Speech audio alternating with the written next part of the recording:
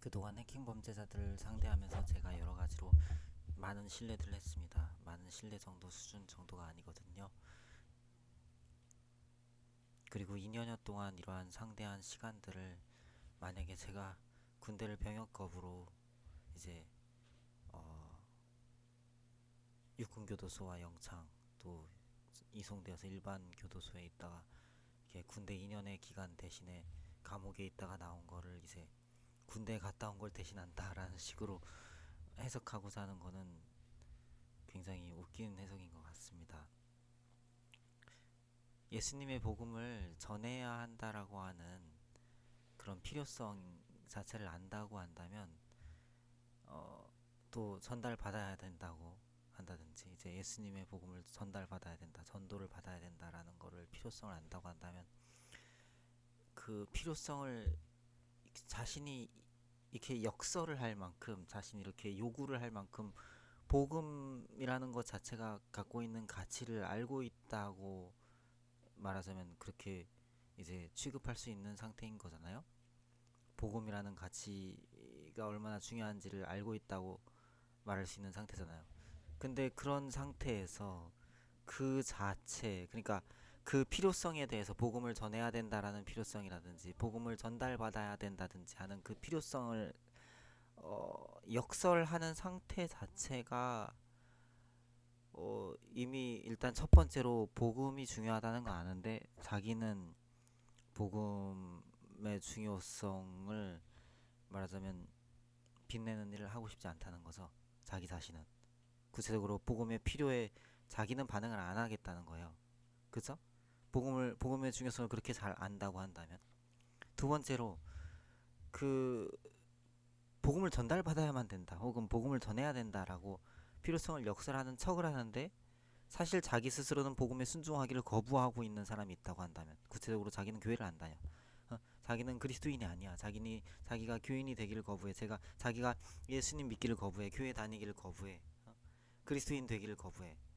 그리스도인으로서의 생활도 거부하고 여러 가지 형태로 복음을 거부하는 어떤 불순종의 삶을 살면서 동시에 교회를 향해서 왜 사회에 복음을 전하지 않느냐 이런 식으로 말한다고 한다면 이거는 명확하게 술수입니다. 미혹이고 구체적으로 어떤 교회 안에 있는 복음에 속한 사람들을 끌어내서 다른 길로 빠뜨리려는 괴계를 갖고 있는 마귀적인 미혹이다라고 볼 수 있고 또 한편으로는 교회 안에 있는 또 복음 또 사역 그리스도께 속한 것들 그런 사람들의 어떤 경제적인 부분 또 시간적인 부분 또 인적인 부분 재원들 또 여러 가지 이제 자원들이 있죠.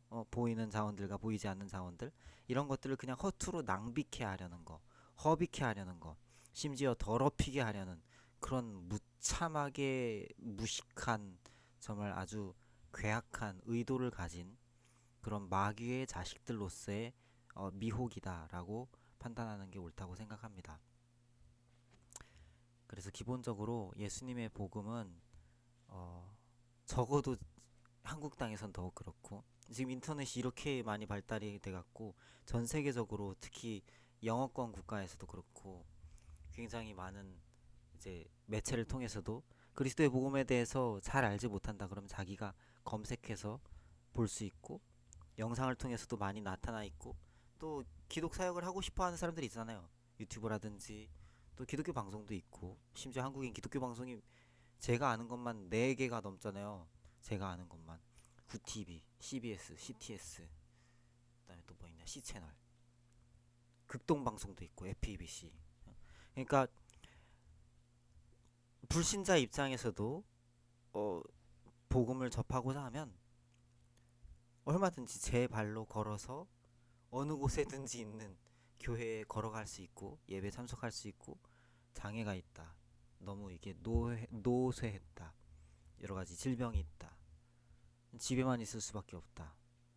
뭐 그러면 미디어를 통해서라도 좀 많이 교회 현장에 가는 것보단 덜 하더라도 복음의 내용이 무엇인지 하나님 나라에 속한 교훈이 어떤 것인지 자신이 직접 찾아볼 수 있고 알아볼 수 있습니다.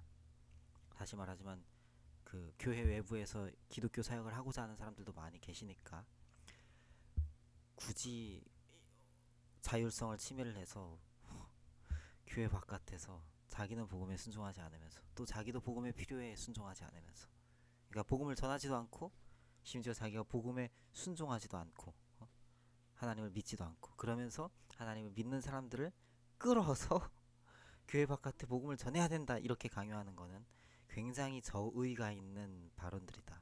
굉장히 고의적인 어떤 공격성에 함축된 아주 추악한 그러한 태도들이다. 그런 현상들이고 상황들이다라고 생각을 합니다. 그래서 기본적으로 그 칼빈이 말했듯이 교회는 어머니 품과 같은 곳입니다. 그러니까 우리가 어렸을 때부터 어머니 젖을 먹고 자랐고 모유를 안 먹었어도 분유를 먹고 자랐는데 어머니 팔에 안겨서 먹고 자랐단 말이죠.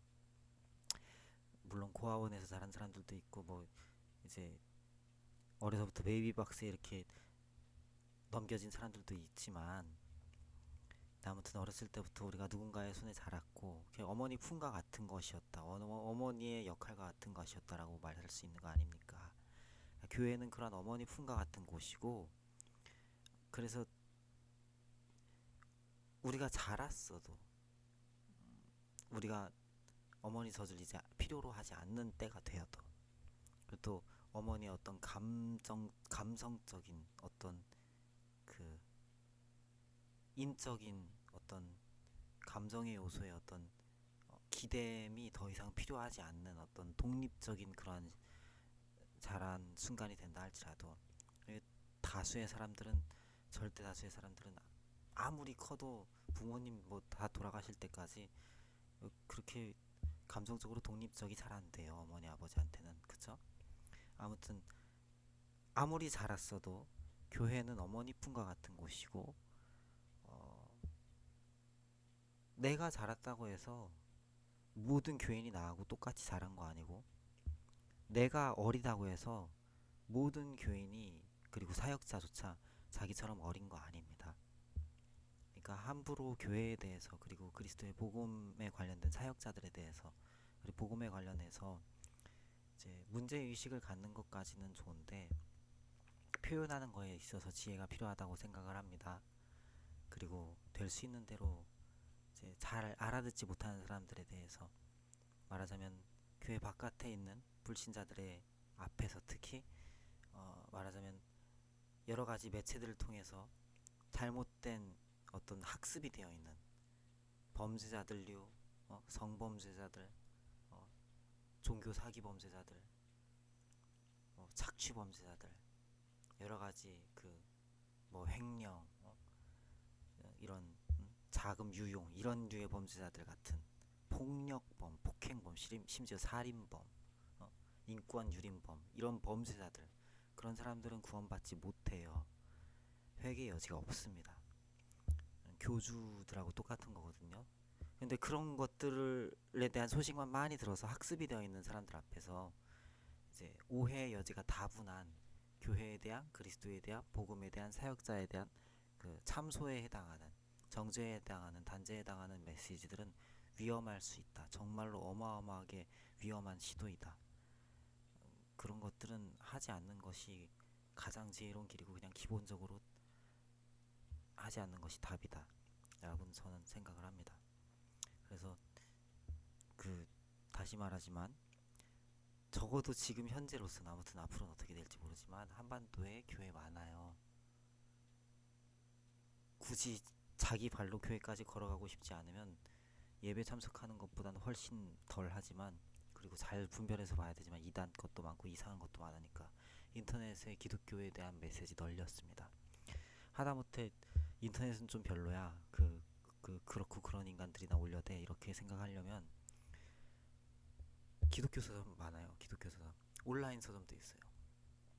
기독교 서점 가서 직접 책 좀 이렇게 골라보고 목차를 본다든지, 온라인 서점에서는 저자를 보고 저자를 검색을 해본다든지 이렇게 해서 서점에서 책을 사서 본다든지 그럴 수도 있고, 아무튼 기독교에 대한 메시지를 접할 수 있는 통로는 많습니다. 특히 한국에서는 더욱더 자의로 중요한 부분이 자의로. 그러니까 누가 나한테 왜 전도 안 해줘요? 이렇게 말하는 순간 이미 그 사람은 그 경제 논리로 말하면 공산주의자인 거야. 알아요? 경제 논리로 말하면 왜 저 사람들한테 복음 안 전해요? 이렇게 말하는 순간 이미 그 사람은 경제 논리로 말하자면 그 사람은 이미 그 봐, 경제 논리로 말하면 그 사기꾼인 거야. 사기꾼, 착취범, 인신매매범 이런 거. 그러니까 공산주의가 뭐 그런 건데 그런 거 하지 마세요. 알겠죠? 앞에도 말했듯이 어머니 품과도 같은 교회에 대해서 해멸하는 발언 같은 거 조심들 하시고. 인터넷에 보면 많아요. 뭐가 많냐면 교인들끼리 서로 이렇게 열내면서 이렇게 서로 소통하는 그런 류의 발언들이나 그런 댓글 싸움, 그 다음에 막 게시글 이런 거 많아요. 그러니까 뭐 어떻게 표현을 하든 막 심지어 막 무슨 욕짓거리를 막 하든, 특히 안티 기독교인들 많잖아요. 게시판 같은데. 근데 그거를 대하는 방식도 고쳐야 되지만 그런 표현들도 사실 항상 언제까지나 허용되는 건 아니죠. 모를 때 그냥 에라 이러면서 막 맨날 술주정하듯이 그럴 수 있다고 생각을 하지만 그것 자체를 칭찬할 수 있는 건 아니거든요. 절대로 칭찬할 수 있다 없다 수준 정도가 아니지, 솔직히 얘기해서. 그러니까 아무튼 교회 안이든 교회 바깥이든 사람들은 가지각색이고 다양하고 수준도 다양하고 교회 안에서도 마찬가지입니다. 100년 된 교회든 10년 된 교회든 1년 된 교회든 교회 안에 있는 회 중에 각자의 신앙 수준이 다르고 연륜이 다르고 경험이 다르고 배경이 다르고 출신이 다르고 삶의 목적이 다르고 투입되어 있는 자신이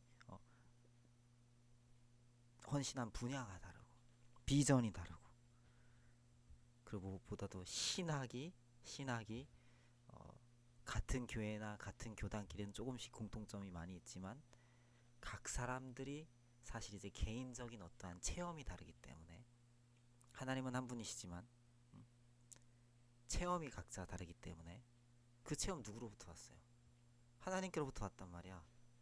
하나님께서 그 모든 체험들을 체험케 하셨지. 마귀의 공격이든 박해자들의 방해든 또 여러 가지 인생 경험이든 다 하나님께서 주권 아래서 그것들을 경험시키셨고 그것들을 알게 하신 거야. 겪게 하신 거란 말이지. 그러니까 같은 교회 안에서도 같은 교단 안에서도 각 개개인의 개인적인 신앙과는 달라요. 이거를 한편으로는 이제 개인적 신학 이렇게 지칭할 수 있는 거야. 왜냐면 말 그대로 신학이란 게 하나님에 대한 어, 가치, 말하자면 세계관이니까, 관점이니까.